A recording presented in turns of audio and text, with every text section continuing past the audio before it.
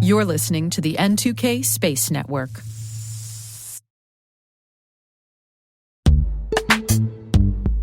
Most environments trust far more than they should, and attackers know it. ThreatLocker solves that by enforcing default deny at the point of execution. With ThreatLocker Allow listing, you stop unknown executables cold. With ring fencing, you control how trusted applications behave. And with ThreatLocker DAC, Defense Against Configurations, you get real assurance that your environment is free of misconfigurations and clear visibility into whether you meet compliance standards.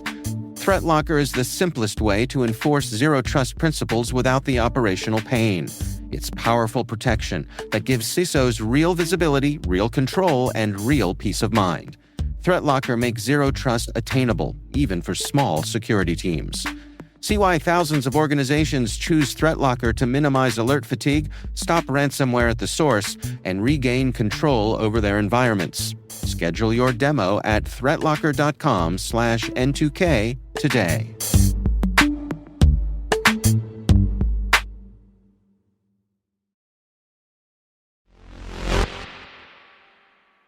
Today is January 12th, 2026. I'm Maria Varmazes, and this is T-Minus. T-Minus. 20 seconds to LOS speed risk. Go for deploy. Roger, roll.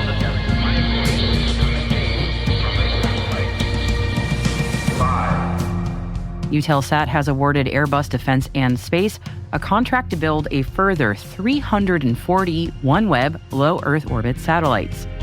4. India's Polar Satellite Launch Vehicle experienced an anomaly after takeoff, failing to transport 16 payloads into orbit. 3. SpaceX launched a Falcon 9 carrying NASA's Pandora planet-observing satellite, along with 39 payloads as part of the Twilight rideshare mission. 2. U.S. Space Systems Command awards $739 million in launch contracts to SpaceX. 1. NASA's astronaut Mike Fincke hands command of Expedition 74 to Roscosmos cosmonaut Sergey Kud-Sverchkov ahead of Crew 11's return to Earth. 0.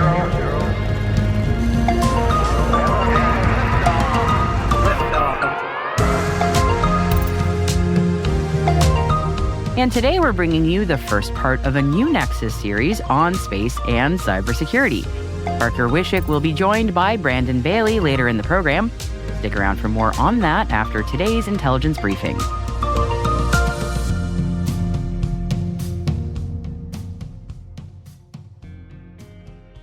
Happy Monday, everybody. Thank you for joining me.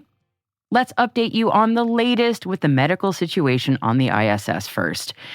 Last week, NASA made the call to return Crew 11 astronauts back to Earth ahead of schedule due to a medical situation.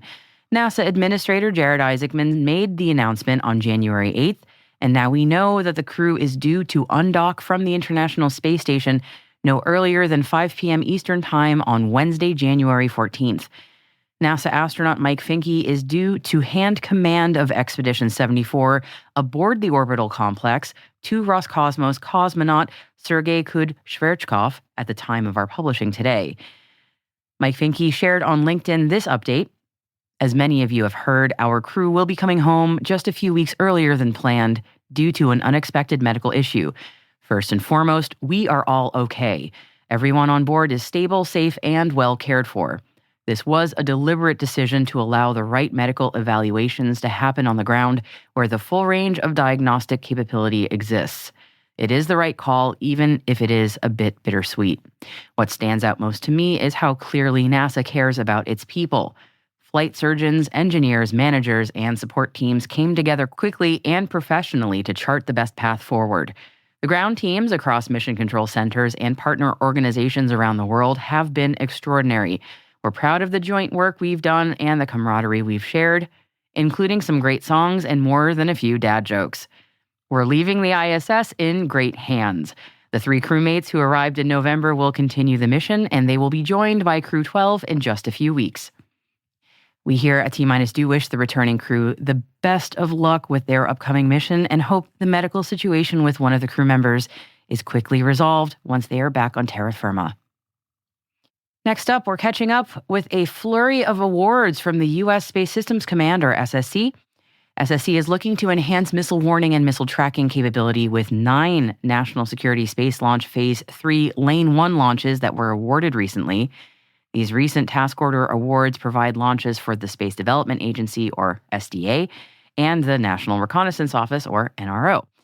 The SDA-2 task order will provide 2 launches for a total of 18 Tranche 2 tracking layer space vehicles built by L3Harris, and 1 launch for 8 Fire Control on-orbit support to the warfighter, or F2, space vehicles built by Millennium Space Systems.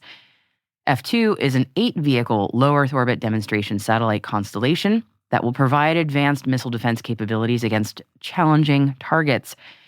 The SDA-3 task order will provide 2 launches for a total of 18 Tranche 2 tracking layer space vehicles by Lockheed Martin. SSC awarded the SDA-2 missions to SpaceX for launches projected to begin in the 4th quarter of fiscal year 26, and awarded the SDA-3 missions also to SpaceX for launches to begin in the 3rd quarter of fiscal year 27. SSC also awarded the NRO 5 launches to SpaceX, projected to occur in the 1st quarter of fiscal year 27 and also the 2nd quarter of fiscal year 28. The total value of all of these awards is $739 million. And speaking of SpaceX, their ears are burning today. They launched a Falcon 9 on Sunday, carrying NASA's Pandora planet-observing satellite, along with 39 payloads as part of the Twilight rideshare mission. The mission to dusk-dawn sun-synchronous orbit lifted off from Space Launch Complex 4E at Vandenberg Space Force Base in California. On board were 2 other NASA-sponsored CubeSats. One was SPARCS, which stands for Star Planet Activity Research CubeSat, and the other is the Black Hole Coated Aperture Telescope, also known as Black Cat.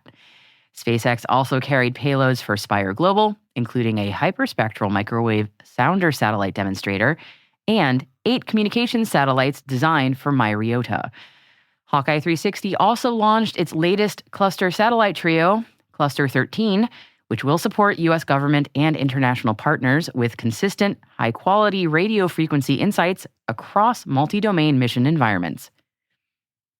Unfortunately, it's not always successful launches that we report on here on T-Minus, as India's Polar Satellite Launch Vehicle experienced an anomaly after takeoff earlier today. The rocket was carrying 16 loads of equipment and experiments, including a military Earth surveillance satellite, and the rocket then deviated off track. It was the 2nd failure for the vehicle known as PSLV in 8 months, denting the reputation for the Indian Space Research Organization's rocket's reliability, which had a more than 90% success rate over about 60 past missions. ISRO Chairman V. Narayanan said in an update during the agency's launch webcast, quote, "Close to the end of the 3rd stage, we are seeing a little more disturbance in the vehicle roll rates, and subsequently, there is a deviation observed in the flight path. We are analyzing the data, and we shall come back at the earliest opportunity. We wish them the best of luck in figuring out the issue quickly." Eutelsat has awarded Airbus Defence and Space a contract to build a further 340 OneWeb low Earth orbit satellites. This new contract, along with the previous batch of 100 satellites procured in December 2024, brings the total number of satellites ordered up to 440. The satellites will be manufactured at Airbus Defence and Space's Toulouse facility on a newly installed production line, with delivery starting at the end of 2026. No details were shared in the press release about the contract's value, though we are sure it came with many zeros.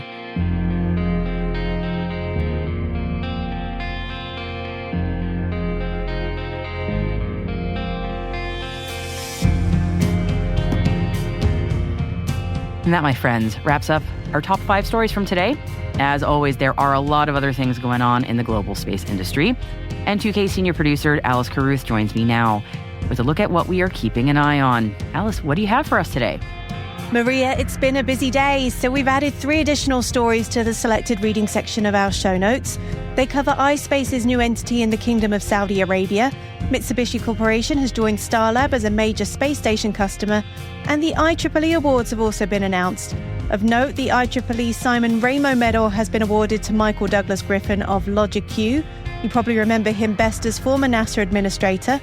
Griffin has been recognised for shaping US space exploration strategy and advancing aerospace engineering, including programs that laid the groundwork for today's crewed flight and deep space missions. Congrats to him.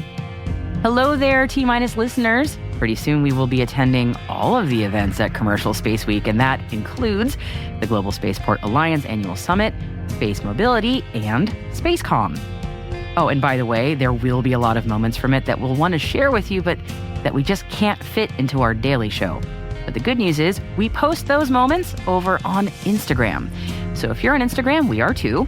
We are at T-Daily if you'd like to see some exclusive videos there, as well as some behind-the-scenes moments from the show floor. Hope to see you there.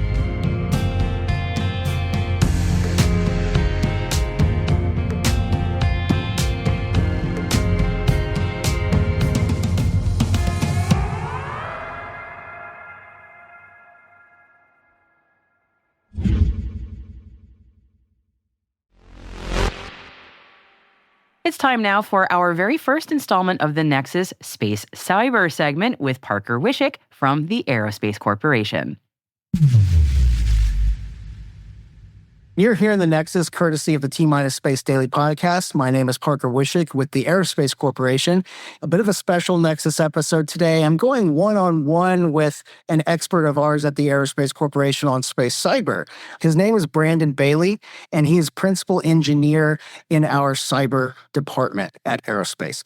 Brandon, thanks for joining me today. Give us a little bit of a background on your background in cyber and space cyber. How long have you been working on this specialization? Since 2013. I worked at NASA for a number of years, still support NASA through aerospace. But basically in 2013, 2014 is when I started really interacting with the cyber aspect, where we were doing a lot of penetration testing, vulnerability research, across NASA's infrastructure on the ground side. So we basically got to go and test a bunch of individualized ground systems, space station, launch control, deep space network, things like that. And then in 2019, moved over to aerospace and then did a hyper focus on space vehicle cybersecurity while we've been here. How long would you say the space community has been developing a focus on cyber? On the ground side, there's been a little bit of focus because it's more like a terrestrial-based IT system. So that's gotten some focus. But more on the space vehicle side, it really started to hit the, I would say, mainstream in 2019. And some of that is due to aerospace doing publications. Some of that is due to academia starting to do research and publish. But I think the real groundbreaking publication that really talked about it was NASIC, which is now NSIC. They published Competing in Space in 2019, and then DIA followed that up with challenges in space security. And then you started seeing things like CSIS and these other publications really starting to publish around ASAT technology and things of that nature related to space and cyber and just security in general. So it became less of a taboo topic that was really kind of discussed in the back rooms on the on the military government side, and then started becoming discussed in the open probably around 2019, 2020. And that's when we actually started publishing a lot of information in aerospace as well. You and I in aerospace and others in the space sector that we collaborate with regularly know space cyber is an important consideration. You hit on a general theme in this area that ground used to be the focus, and that's because it was, I would wager it was familiar. Like you said, it was similar to terrestrial IT systems. Space segment, not always given that extra cyber focus. The prevailing thought of days past was that spaceborne satellites and other assets were untouchable. And we know that not to be the case today. We also know that space is more integrated with critical industry sectors, finance, weather, navigation, things people use every day. They rely on this information that is under constant attack. Can you describe the environment that space systems are operating in, whether it's a focus on threat in an environment where there's all these different use cases relying on resiliency? Yeah, so there's a couple of things that you touched on there. So on the ground side, yeah, that is true. It's more familiar. But I also think about just the legacy nature of space, right? If you go back to obviously the Apollo days, early space exploration, a lot of it was analog on the space side, right? Mm-hmm. And then we've went into this like digitization revolution, if you will, on the space assets. I've seen a study by NASA that just shows like an exponential growth of software lines of code as we've moved through, in this current space age. So that brings cyber ramifications. So that's a big part of it. It's just the technology changed. And then from the threat landscape perspective, we know more now than we did before. These are embedded computers in space. So that all goes into it. Also, what makes this interesting is the critical aspect of it all. Everything that we do in life, almost in the U.S. and globally, depends on some level of space capabilities. I know when DHS, they did analysis, through the 18 critical sectors and the 55, I think, national critical functions. How many of those are supported by space? And all 55 national critical functions are supported by space. I think wrote about that in the congressional testimony in 2022, trying to get space recognized as some sort of critical infrastructure component. So the criticality of space brings eyes on it, and everyone's acknowledged this fact. So when the acknowledgement happened that space basically supports everything, that not only brings just the good people's eyes, but it also brings the adversary eye to it as well, because it's like, well, how do you inflict the most pain?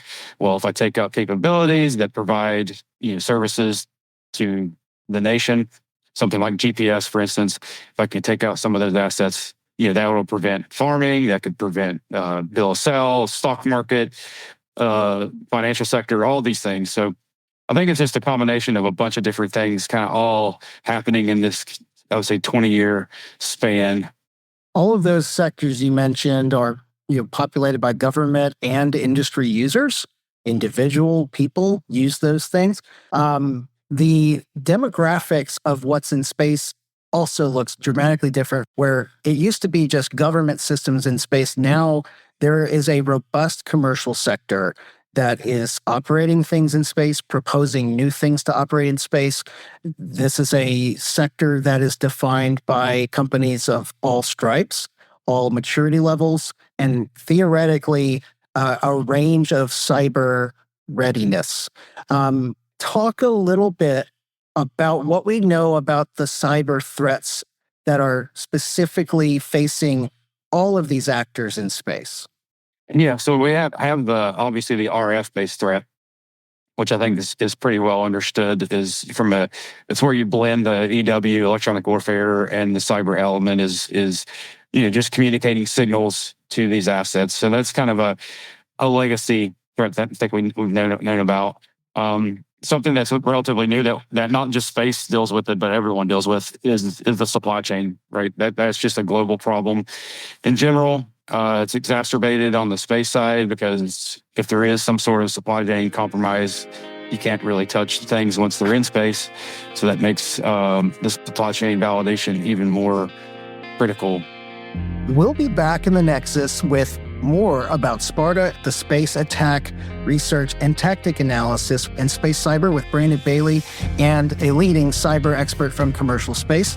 Thanks so much to T-Minus and you, the listener, and we'll see you again next time in the Nexus.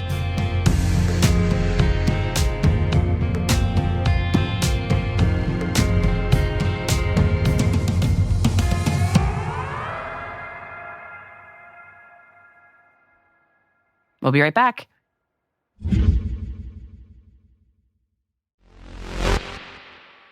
Welcome back. A bit sooner than maybe quite a lot of us might have expected, Artemis 2 is seriously, for real life, maybe actually going to launch as soon as February 6th to make its 10-day journey and then also swing around the moon while it's doing that. And doing the quick math, February 6th is not far away. So that can only mean one thing. The rocket needs to be rolled out to the launch pad from the vehicle assembly building. So anyone who happens to be local to the Space Coast, January 17th is the day that NASA says the SLS rocket with the Orion capsule on top will be slowly, carefully crawled over from the vehicle assembly building to Kennedy Space Center's launch pad 39B. And for all of us who will be at Commercial Space Week in Orlando, Florida later this month. Because reminder, the T-minus team will indeed be there, yours truly included, of course. Oh yeah, wild horses could not keep me away from seeing this beauty on the launch pad, and I will absolutely be making the trek over there while I'm in Florida. I imagine I'll see many other Commercial Space Week attendees there as well. Just a reminder that Artemis II has 3 designated launch windows coming up, with the soonest one being February 6th through the 11th, the second one being March 5th through the 11th, and the third is April 1st through the 6th. Good luck and ad astra Artemis II.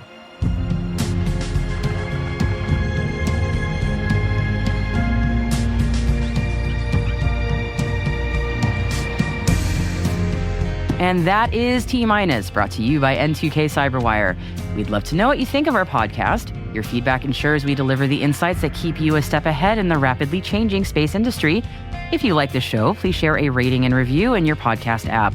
Please also fill out the survey in the show notes or send an email to space@n2k.com.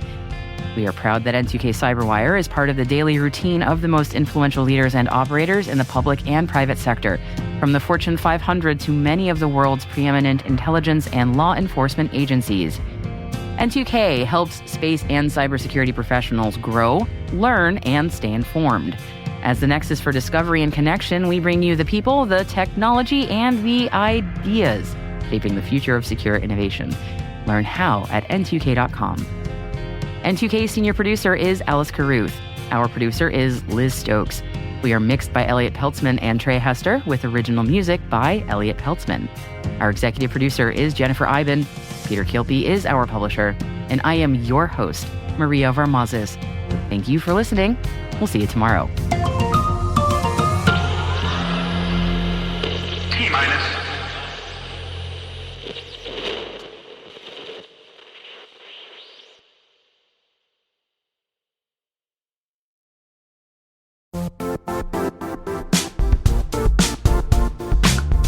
If you only attend one cybersecurity conference this year, make it RSAC 2026.